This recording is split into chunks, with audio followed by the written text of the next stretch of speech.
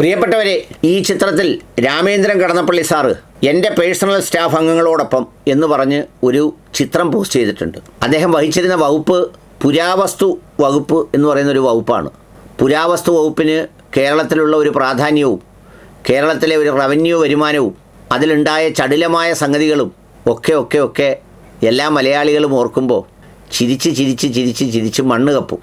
എന്നിട്ടും അതിനൊരു വകുപ്പും ആ വകുപ്പിന് ഒരു മന്ത്രിയും. ഇനി എക്സിറ്റ് പോൾ കഴിഞ്ഞ് അധികാരത്തിൽ വരുന്നത് UDF ആണെങ്കിൽ UDFിലെ ബഹുമാന്യരായ നേതാക്കളോട് പറയാനുള്ളത്, ഈ കേരളത്തിൻ്റെ പൊളിഞ്ഞു തകർന്നു കിടക്കുന്ന സാമ്പത്തിക സ്ഥിതിയിൽ നിങ്ങൾക്ക് അലാവുദ്ദീൻ്റെ അത്ഭുത വിളക്ക് പോലെ ഒന്നും കാണിച്ച് ഒന്നും ചെയ്യാൻ കഴിയില്ല. പക്ഷേ പൊതുസമൂഹത്തിൻ്റെ മുന്നിൽ ഈ ചെലവ് കുറച്ച് മര്യാദയായി അവരോടൊപ്പം നിന്ന് ഭരിക്കുന്ന ഒരു സർക്കാരിനെ ഉണ്ടാക്കിയെടുക്കാൻ നിങ്ങൾക്ക് കഴിഞ്ഞാൽ അത്രയൊക്കെ മതി ജനങ്ങൾക്കിടയിൽ നിങ്ങളോട് ഒരു ഇഷ്ടവും അനുഭാവവും ഒക്കെ തോന്നാൻ. ഈ പേഴ്സണൽ സ്റ്റാഫ് അംഗങ്ങളോടൊപ്പം എന്ന് പറയുന്ന ചിത്രത്തിൽ എണ്ണിയാൽ 2, 4, 6, 8, 10, 12, 15, 17, 19, 21, 2, 23 പേഴ്സണൽ സ്റ്റാഫാണ് ഇതിൽ മൊത്തത്തിലുള്ളത്. മന്ത്രിയാകുന്നതോടുകൂടി സവിശേഷമായ എന്തെങ്കിലും സംഗതിയൊന്നും ഉണ്ടാവുന്നില്ല.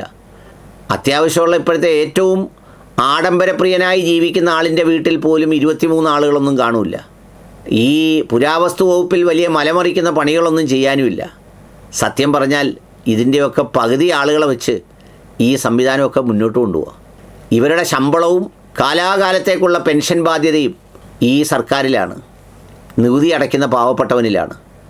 ഒന്ന് ആലോചിച്ച് നോക്കൂ.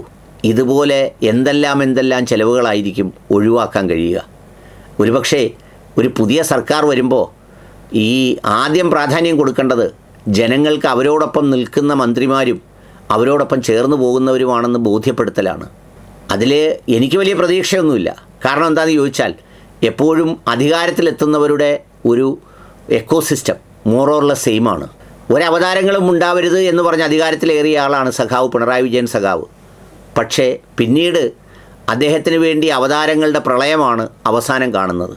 എന്ന് പറയുന്നത് പോലെ അധികാരി വർഗത്തിന് അധികാര കസേരയിലെത്തുമ്പോൾ മോറോർലെസ് ഒരേ മനോഭാവത്തിലേക്ക് എത്തിപ്പെടും.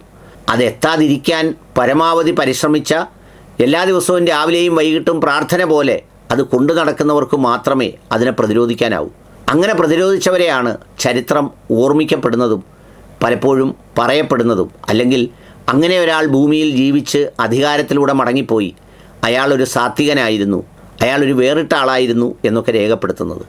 ഏതായാലും ഈ പുരാവസ്തു ചിത്രം കണ്ടപ്പോൾ ഇത്തരം കാഴ്ചപ്പാടുകളും നമ്മുടെ സമൂഹത്തിലൊരു പുരാവസ്തുവായി മാറേണ്ടതാണ് എന്നൊരു ചിന്ത മാത്രമാണ് എനിക്ക് പങ്കുവെക്കാനുള്ളത്.